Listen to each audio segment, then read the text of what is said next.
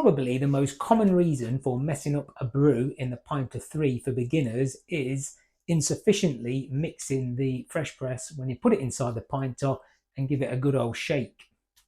For some people this can work, but most underestimate the amount of shaking that is actually required to properly mix the fresh press and water inside the vessel. A superior method to that would be to heat your water up in a saucepan, put your fresh press in and mix it all up in the saucepan. But of course that comes with the additional equipment required, the extra time and effort. Then you have to cool the water back down in the sink before you can put it into your pinter and add your yeast.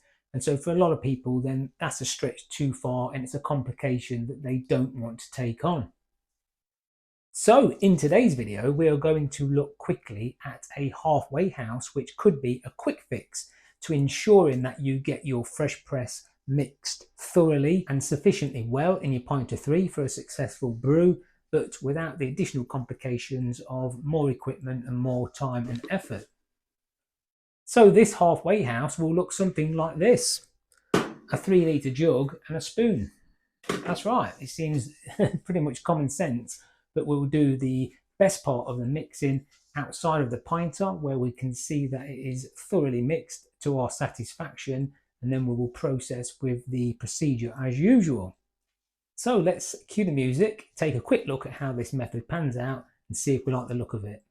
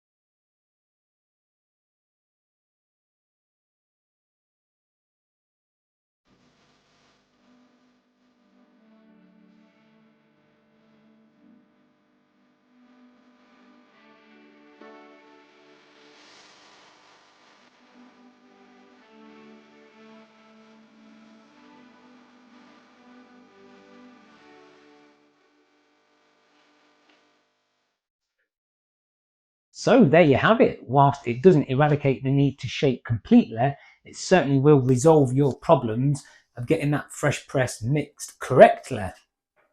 It is an absolute disaster when I see a new arrival into the pinter community, just bought their first pinter, and they follow the instructions in the Pinter app to the letter, only to find out that when they take the dock off, the fresh press has not been mixed properly, and now the syrup has run off into the dock and their brew and money has all gone down the drain. So this simple solution only involves these 3 inexpensive items. all three of which I will list and provide links inside the description of this video should you be interested in buying them. So that is the conclusion of today's video. I hope you find it useful. If you give it a try, any comments, drop them below and I will do my best to answer as soon as possible. That is it for today. I hope you enjoyed it and I will catch you on the next one.